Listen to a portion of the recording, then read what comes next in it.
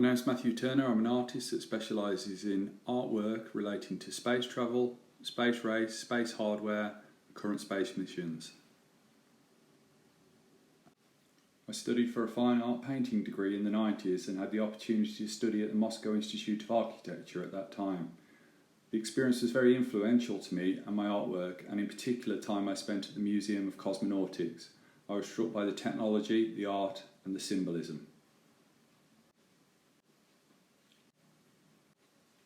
I first saw the Vostok rocket in 1995. I was living and studying art in Moscow.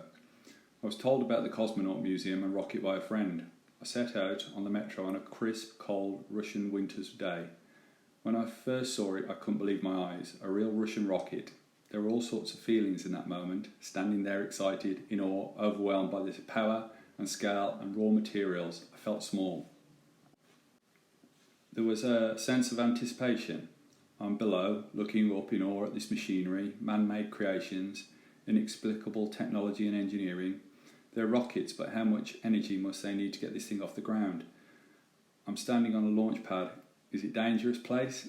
Makes me feel a little uneasy. The colours make it look old, decommissioned apparatus from a bygone space program, left to rust. It actually made me feel calm. It had a lot of still weight. And yet I felt that space exploration represented the most positive aspects of humanity: skill, intelligence, ingenuity, bravery and teamwork. The greatest human achievements are only made possible by the collaboration of skilled, knowledgeable people working together towards a common goal. My paintings for me represent possibility and hope. I grew up in the Black Country in the English Midlands in the 70s and 80s, and there wasn't really much opportunity for artists to make a decent living at that time, or at least I didn't know anything about it. But I was lucky enough to study at the local art college and then move on and graduate from university with a fine art degree.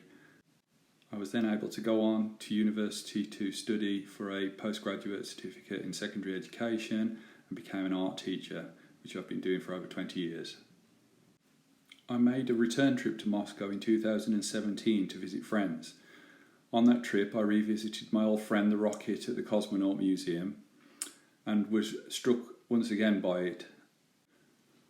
On the return from that trip I was inspired to paint again, and I began to paint rockets and space hardware and completed about 60 paintings within that year. After which I knew that I needed to step down from full-time teaching in order to pursue my career as a fine artist. My dad was an engineer, and while studying I always had to work in various engineering companies to make ends meet. So engineering has always been a big part of my life. I always felt that vehicles, particularly bicycles, motorbikes, anything with two wheels would allow me to be free, and from a very early age I was always off exploring. Taken to the extreme, I've cycled across America, ridden my motorbike to the Arctic, and ridden from the Andes to the Amazon, all in the name of personal exploration and adventure. In my artwork I try and take those ideas even further, to use science, technology and engineering to travel far further than I'm really capable of. Growing up in the 70s and 80s, a massive influence on my life was science fiction, both on television, film, books, comics, and that is inescapable throughout my life and plays a big part in the influence of the look and feel of my artwork and paintings. I'm massively influenced by the artists that were employed by the NASA art program during the 60s, 70s and 80s and the Soviet Cosmic School artists.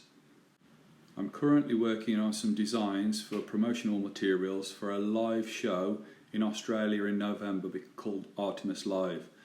This artwork is inspired by the current and upcoming Artemis missions.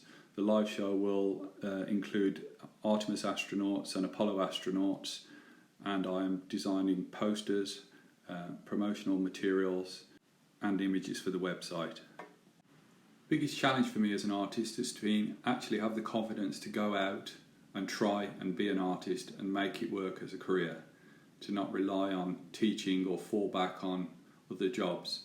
That has been very difficult for me, and it's an ongoing struggle to call myself an artist and to have the confidence to start projects and to keep going with things even when they become difficult or you reach obstacles along the way.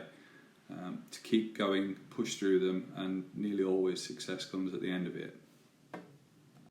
Advice I'd give to my younger self would be to be more fearless, take risks, take chances, experiment more, trust and rely on your talents, and generally people will be interested in what you're doing and it will lead to all sorts of opportunities.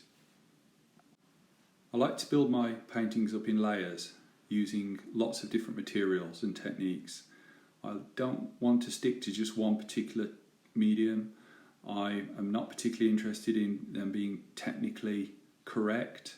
I want an overall effect, and I don't really care how that happens.